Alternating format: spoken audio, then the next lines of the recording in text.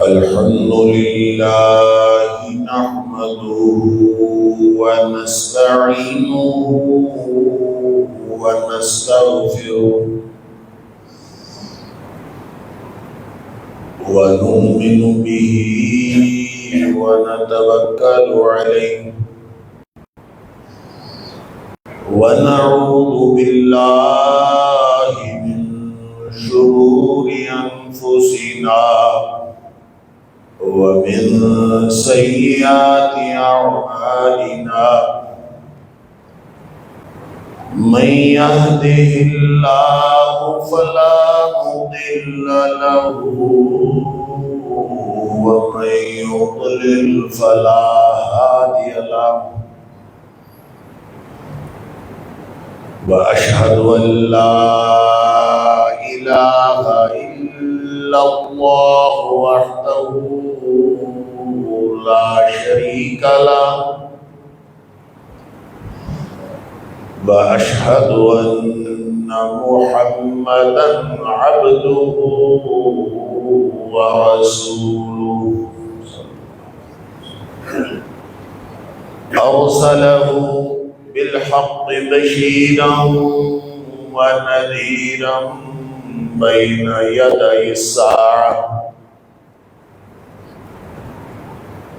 فمن يطع الله ورسوله فقد رشد واهتدى ومن يعص الله ورسوله فقد ضل وغوى فإنه لا يضر إلا نفسه ولا يضر الله شيئا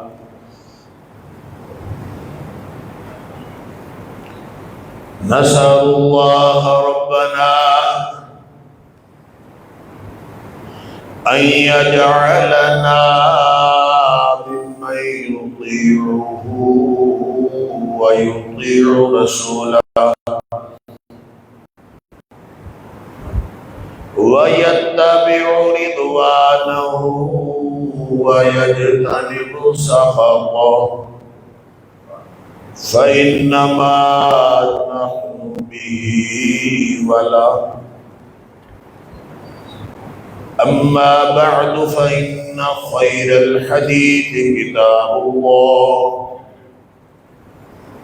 وخير الهدي هدي محمد صلى الله عليه وآله وسلم وشر الأمور محدثاتها وكل محدثة بدعة وكل بدعة ضلالة وكل ضلالة في النار اللهم إنا نعوذ بك من النار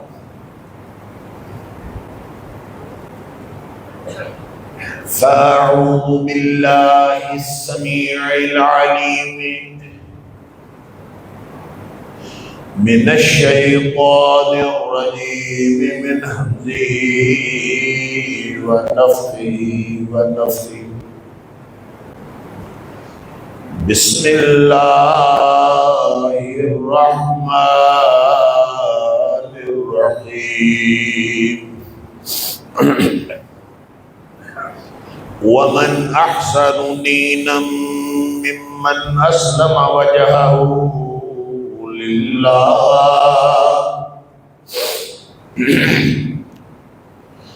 ومن أحسن دينا ممن أسلم وجهه لله وهو محسن واتبع ملة إبراهيم حنيفا واتخذ الله إبراهيم خليلا اور اس سے اچھا دین کس کا ہوگا جو اپنا آپ اپنے اللہ کے سپرد کر دے. وہی شخص محسن ہے اور وہ ایسا شخص ہے جو ابراہیم علیہ السلام کے دین کی پیروی کرتا ہے.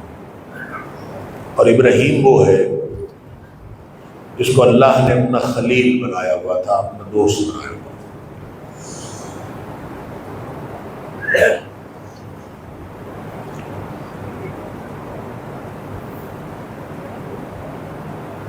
اللہ کریم کے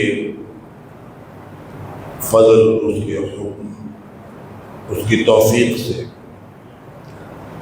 گزشتہ جمعے میں عشرۂ ذی الحج کے بارے میں چند باتیں عرض کی تھی کہ اس کو نبی اکرم صلی اللہ علیہ وسلم نے افضل ایام الدنیا فرمایا ہے کہ یہ دنیا کائنات کے دنوں میں سے سب سے بہترین دن. ہماری خوش بختی ہے اور پھر خوش قسمتی کہ ہم اس وقت جو سانس لے رہے ہیں تو افضل ایام الدنیا میں سانس لے رہے ہیں. یہ دنیا کے بہترین دن ہیں. اللہ نے ہمیں ایک مرتبہ پھر عطا فرمائے. اللہ تعالیٰ ہم سب کو ان دنوں کا حق ادا کرنے کی توفیق عطا فرمائے اور کما حق ہو اس کی بندگی کرنے کی توفیق عطا فرمائے. ان افضل ایام الدنیا کی یعنی دنیا کے بہترین دن، بہترین اشراء، اس کی وجہ کیا ہے؟ اس کی وجہ میں جو جمہور علماء کا خیال ہے اور درست خیال ہے جو کتاب و سنت سے پتہ چلتا ہے وہ یہ ہے کہ اللہ کی بندگی میں سے جتنی صورتیں ہو سکتی ہیں، اللہ کی عبادات کی جتنی صورتیں ہو سکتی ہیں وہ ساری جمع ہو جاتی ہیں ان 10 دنوں کے اندر. باقی دنوں کے اندر نوافل ہو سکتے ہیں، اللہ کا ذکر ہو سکتا ہے، قرآن پڑھا جا سکتا ہے، صدقہ خیرات بھی ہو سکتا ہے، سب کچھ ہو سکتا ہے. لیکن حج اور قربانی 2 چیزیں ایسی ہیں جو باقی دنوں میں نہیں ہوتی، وہ صرف ان 10 دنوں میں ہوتی ہیں. تو اس کا مطلب یہ ہے کہ ان دنوں کو جو خاص فضیلت حاصل ہے، اس خاص فضیلت کی وجہ حج اور قربانی یہ دو امور ہیں اور جو عبادت کی 2 صورتیں ہیں جو جمع ہو جاتی ہیں باقی عبادات کے اندر ان دنوں میں، جو باقی دنوں میں جمع نہیں ہوتی. لہذا اس کو نبی اکرم صلی اللہ علیہ وسلم نے دنیا کے تمام دنوں سے سب سے افضل دن قرار دیا. اور یہ دونوں کام ایسے ہیں، بندگی کے یہ دونوں اسلوب، یہ بندگی کے یہ دونوں طریقے، حج بھی اور قربانی بھی، اگرچہ قربانی حج کا حصہ بھی ہے لیکن وہ قربانی جو حج کا حصہ ہے وہ اور ہے، اور جو حج کا حصہ نہیں ہے وہ بھی عبادت ہے. اور عربی زبان میں وہ قربانی جس کو جو حج کا حصہ ہے اس کو ہدی کہتے ہیں، اور جو حج کا حصہ نہیں ہے وہ اضحیہ ہے. جو غیر حاجی کرتا ہے وہ اضحیہ کرتا ہے اور جو شخص حاجی ہے وہ ہدی کرتا ہے. لہذا وہ قربانی الگ الگ ہے. یہ اشکال، اس کا سوال ہی پیدا نہیں ہوتا کہ قربانی اصل میں تو حاجیوں کے لیے ہے. یہ وہ شخص ہی کہہ سکتا ہے جو عربی زبان سے نابلد ہو یا اس کو دین کا بالکل ہی کچھ پتہ نہ ہو، وہی کہہ سکتا ہے. وگرنہ اس کے لیے اللہ کریم نے اور نبی اکرم صلی اللہ علیہ وسلم نے الفاظ ہی الگ بیان فرمائے، اس کے لیے الفاظ ہی الگ ہیں. وہ ہدی اور قسم کی قربانی ہے، اضحیہ اور قسم کی قربانی. نبی پاک صلی اللہ علیہ وآلہ وسلم جب وہاں رہے مدینہ منورہ میں تو 10 سال قربانی کرتے رہے اور یہ اضحیہ کرتے رہے. اور جب آپ وہاں تشریف لائے حج کے لیے جو آپ کا پہلا اور آخری حج ہے، تو اس موقع پر نبی پاک صلی اللہ علیہ وسلم نے 100 اونٹ قربان کیے۔ جب اضحیہ کرتے تھے تو 2 مینڈھے قربان کرتے تھے۔ حضرت عبداللہ بن عمر رضی اللہ تعالیٰ عنہ اور حضرت انس رضی اللہ تعالیٰ عنہ، ان سے اور دیگر صحابہ سے بھی یہ حدیث موجود ہیں کہ انہوں نے بتایا کہ نبی پاک صلی اللہ علیہ وسلم جب اضحیہ فرماتے تھے، مدینے میں آپ قربانی کرتے تھے، عام طور پر 2 مینڈھے قربان کرتے تھے۔ لیکن جب آپ حدی کے لیے تشریف لائے ہیں حج کے موقع پر، تو آپ نے اونٹ قربان کیے ہیں، اور اونٹ بھی کتنے؟ 100 اونٹ قربان کیے۔ اس میں سے میں نے عرض کیا تھا کہ 63 اونٹ نبی پاک صلی اللہ علیہ وسلم نے اپنے ہاتھ سے نہر کیے، باقی کے اونٹ نبی پاک صلی اللہ علیہ وسلم حضرت علی رضی اللہ تعالیٰ عنہ کو سپرد کر دیے کہ باقی آپ کا۔ یہ گویا کہ ایسی قربانی کی ایک ایسی قسم ہے، قربانی ایک عبادت کی ایک ایسی قسم ہے، اور اللہ کو اتنی پسند ہے کہ نبی کریم صلی اللہ علیہ وسلم نے ایک قربانی پر اکتفا نہیں کیا، ایک قربانی کر لیتے تو حدی تو ہو جانی تھی۔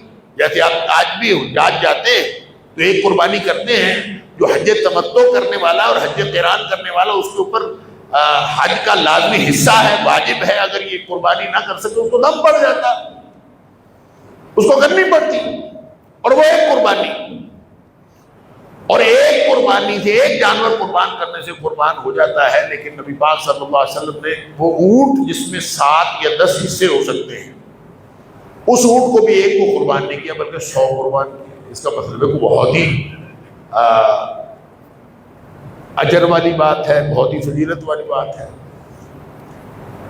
پھر نبی پاک صلی اللہ علیہ وسلم نے خود گوشت کھایا بھی، آپ نے اس کی فرمایا کہ ہر اونٹ سے ایک بوٹی لے کر ہنڈیا بنائی جائے، ہر اونٹ سے ایک بوٹی لی گئی، اس کی ہنڈیا بنائی گئی۔ نبی پاک صلی اللہ علیہ وسلم نے اس میں سے گوشت کھایا بھی، آپ نے اس میں سے شوربہ بھی پیا۔ اس کا مطلب ہے کہ یہ گوشت کھانا بھی بہت فضیلت والی ہے، اور یہ اجر والی بات ہے۔ یہ کیسی چیز ہے؟ یہ کیا قربانی ہے؟ کس وجہ سے ایک عبادت، ایک بچھڑا یا ایک مینڈھا یا ایک بکرا بازار سے لینا یا اونٹ لینا اور اس کو ذبح کر دینا اللہ کے راستے میں، یہ عبادت اس قدر بڑی عبادت قرار پائی، اس قدر بڑی عبادت قرار پائی کہ نبی پاک صلی اللہ علیہ وسلم فرماتے ہیں کہ یوم النحر کو، عید والے دن، جو قربانی کرنے سے بڑا اجر کسی اور عمل کا ہے ہی نہیں۔ یعنی کوئی آدمی کروڑوں اربوں صدقہ کر دے، سارا کچھ صدقہ کر دے۔ دیکھیں نبی پاک صلی اللہ علیہ وسلم کا فرمان ہے کہ بلندی پہ چڑھتے ہوئے اللہ اکبر کہنا چاہیے، اور پستی میں اترتے ہوئے سبحان اللہ کہنا چاہیے۔ اب جو اجر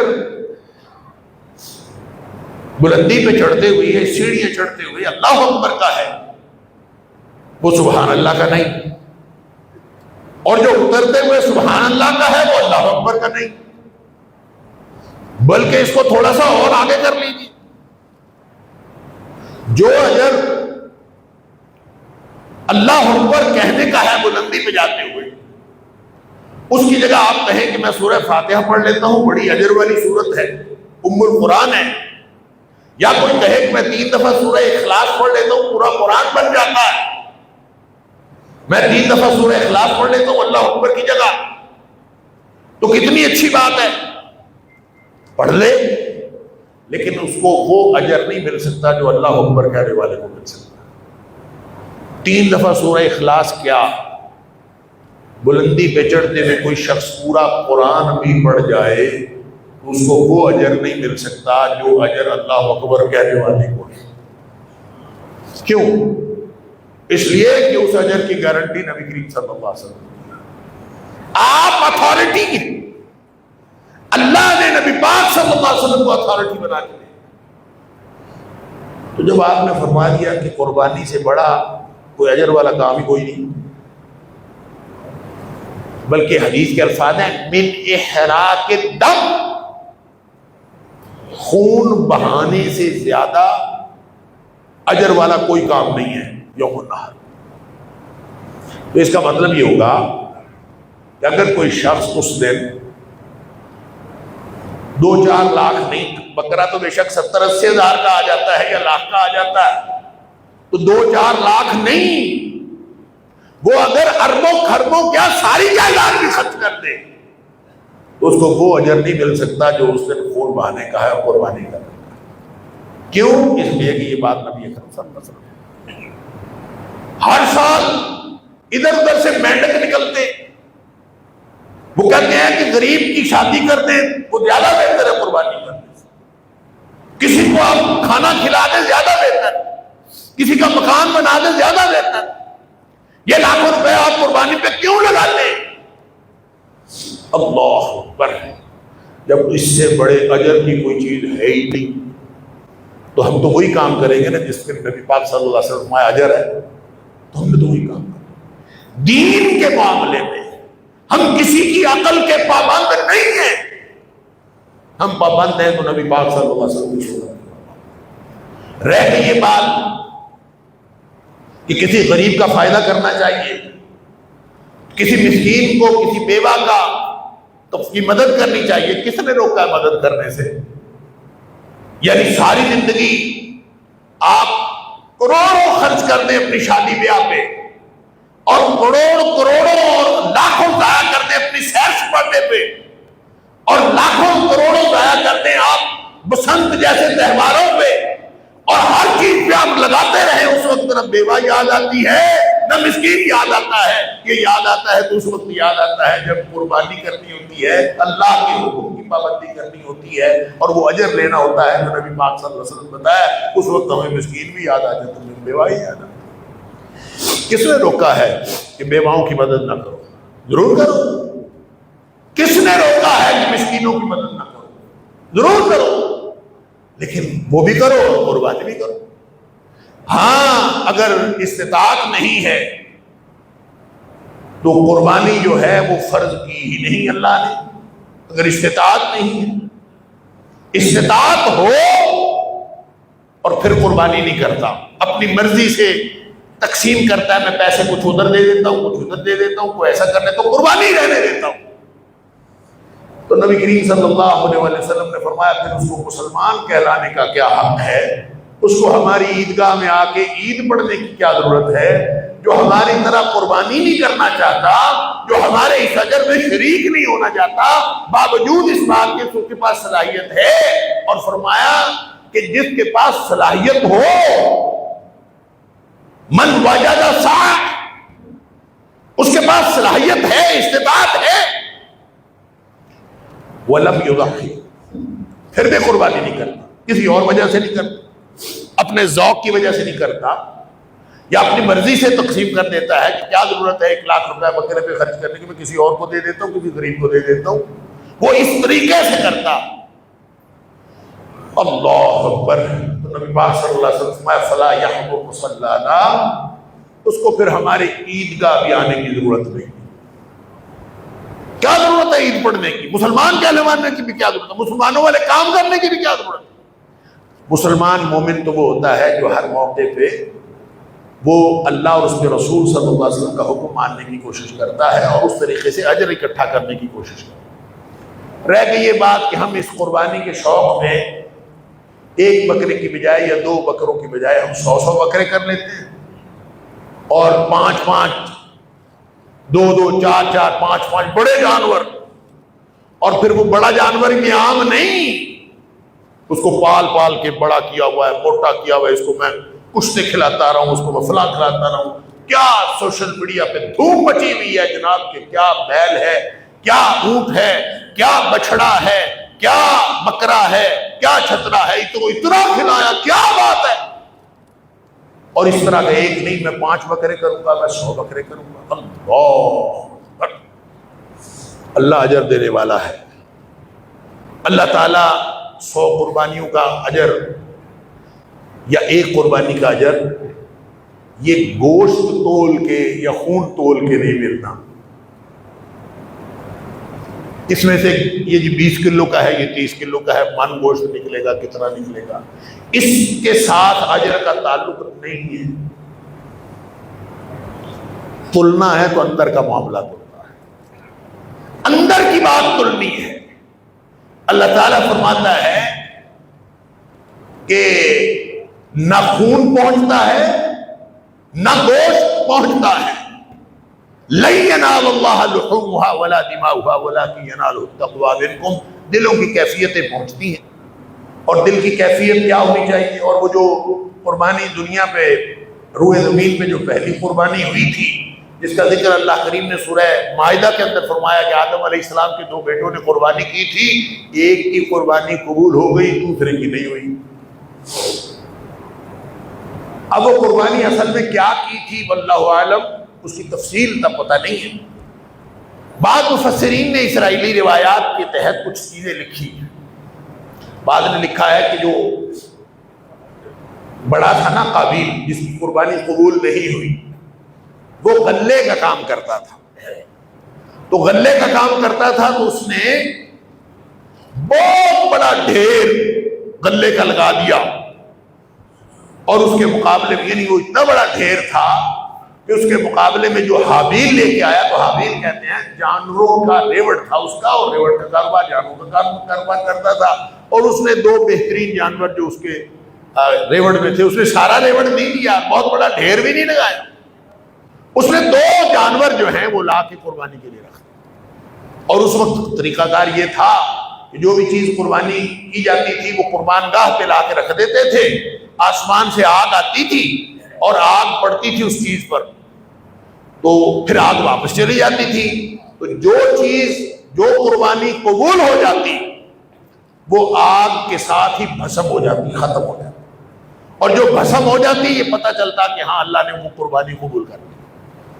آج تو پتہ نہیں چلتا نا، 100 جانور کرنے والے اور 1 جانور کرنے والے سب برابر ہیں، برابر کیا ہیں بلکہ 100 جانور والے وہ تو پوری دنیا کو دکھاتے ہیں، اور سارے ارد گرد کے محلے والے ان سے مرعوب ہوتے ہیں کہ اس نے تو 100 کیے، ہم سے تو اتنا بڑا جانور ایک نہیں خریدا جاتا، اور اس نے اتنے مہنگے مہنگے 100 جانور کیے ہیں۔ اب آج کل تو وہ آگے، لیکن جب قربانی کا پتہ چل جاتا تھا کس کی قبول ہوئی کہ کس کی نہیں ہوئی، آج تو پتہ نہیں چلتا، یہ اللہ نے چھپا لیا۔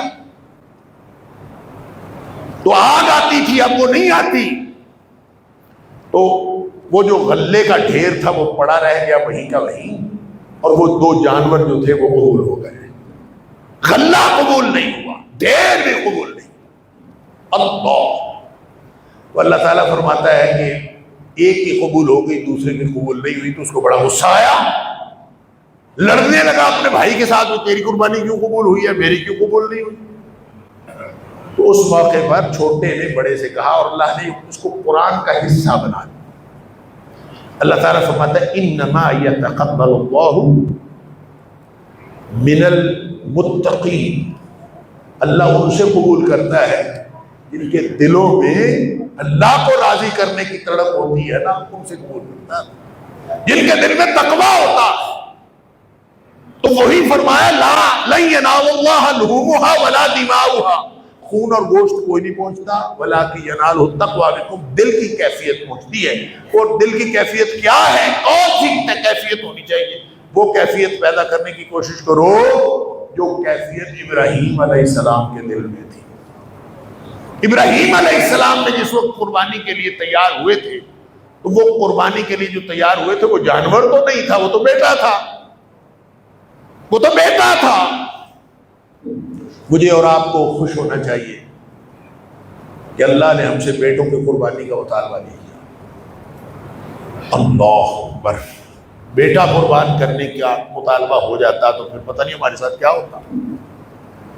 ہم تو جانور کی قربانی پہ ایسی چنانچے اور چونکے اور ifs and buts اور ادھر ادھر کے مسئلے لے کے آتے ہیں اور اس سے بچنے کی کوشش کرتے ہیں، اور اگر ہمیں بیٹے کی قربانی کہہ دیا جاتا تو پھر کتنے لوگ قربانی کرتے ہیں۔ اب تو بیوہ اور مسکین ہمیں یاد آتے ہیں، جانور قربان کرتے وقت بیٹا قربان کرنا ہوتا تو پتہ نہیں کیا کچھ یاد آتا۔ اللہ، مسئلہ یہ ہے کہ جانور قربان کرنے کا بھی مسئلہ نہیں بیٹا قربان کرنے کا بھی مسئلہ نہیں.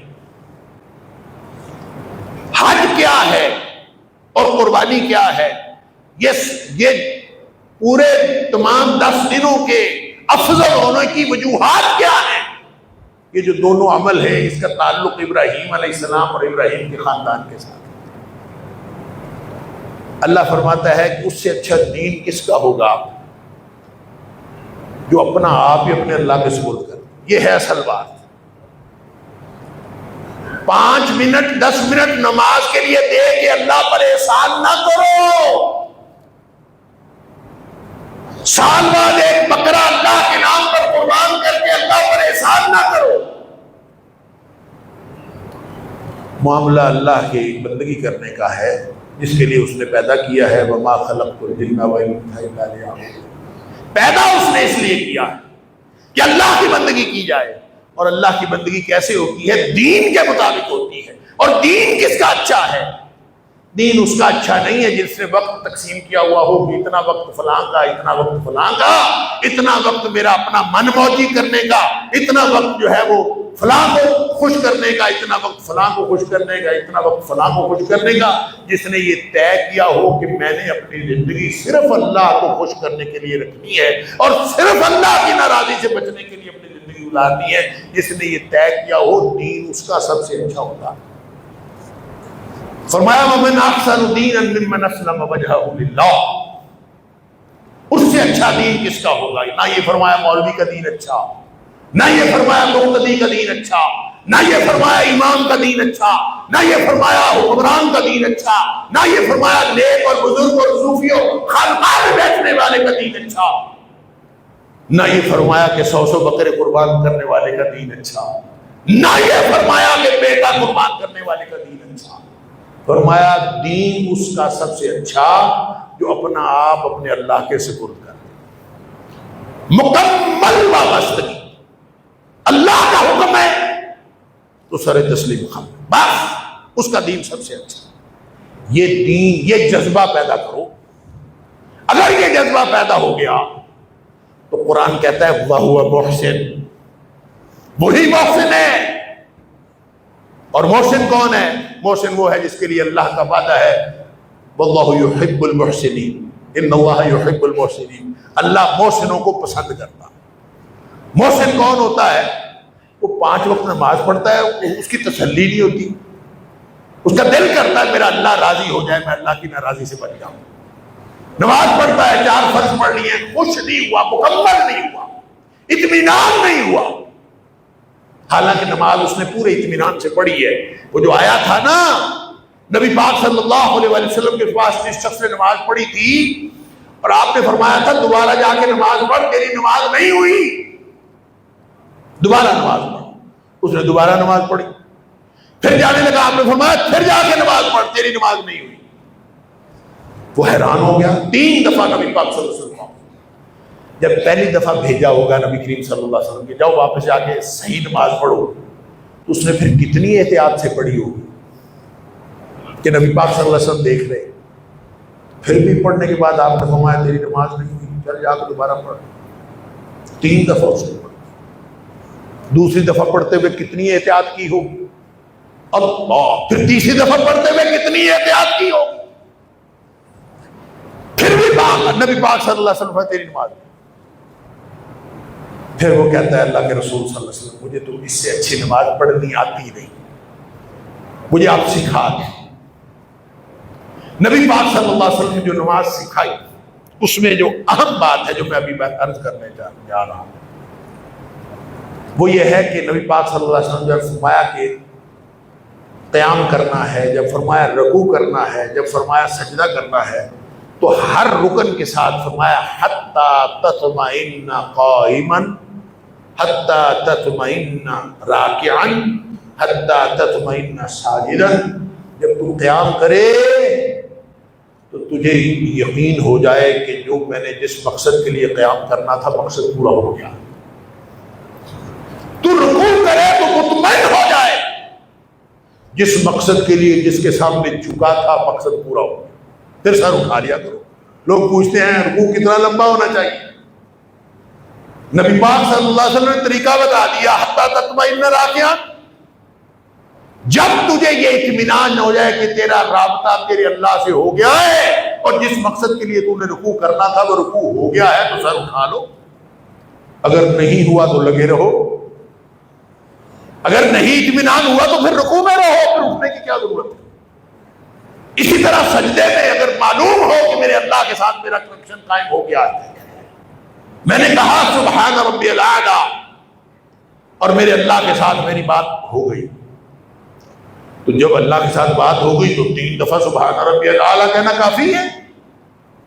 اور اگر اطمینان نہیں ہوا، دل کہیں اور تھا، دماغ کہیں اور تھا، خشوع و خضوع نہیں تھا، رابطہ ہوا ہی نہیں، تو بھائی ساری رات صحابہ کرام جو سجدے میں پڑے رہتے تھے اسی لیے تو پڑے رہتے تھے، وہ اپنے آپ کو اطمینان ہی تو چاہتے تھے۔ تو جس نے زندگی اس طرح سے اپنے آپ کو مطمئن کر لیا کہ میں نے نماز پڑھ لی ہے، نماز تو ہو گئی، لیکن نماز کے بعد پھر سوچتا ہے اب باقی کام تو میں نے دنیا کے کرنے ہیں، کہیں میرا اللہ ناراض نہ ہو جائے۔ وہ کہتا میں سنتیں بھی پڑھ لوں، اگر سنتیں پڑھنے سے میرا اللہ راضی ہوتا، پھر وہ سنتیں پڑھتا ہے، پھر وہ نوافل پڑھتا، اس کی تسلی نہیں ہوتی، اللہ زیادہ سے زیادہ پڑھتا ہے، روز پڑھتا ہے، بار بار آتا ہے، دل مسجد سے لٹکا رہتا ہے، وَقَلْبُهُ مُعَلَّقٌ بِالْمَسْجِدِ، مسجد کے ساتھ دل لٹکا رہتا ہے، باہر جانا پڑتا ہے، چلا جاتا ہے، فَإِذَا قُضِيَتِ الصَّلَاةُ فَانتَشِرُوا، گیا منڈی گیا، بازار گیا، اپنے دکان پہ بیٹھا، دفتر میں گیا، دل لٹکا ہوا ہے، ادھر سے پھر اذان آئی، بھاگ کے پھر مسجد آ جاتا ہے، اس کی تسلی نہیں ہوتی، بہتر سے بہتر کرتا ہے، بہتر سے ہر اس کا آنے والا دن پچھلے دن سے بہتر ہوتا ہے، اللہ کی بندگی کی طرف جاتا ہے۔ اللہ فرماتا ہے وَهُوَ مُحْسِنٌ، یہ ہے جس نے اپنا آپ اپنے اللہ کی سپرد کیا ہوا ہے۔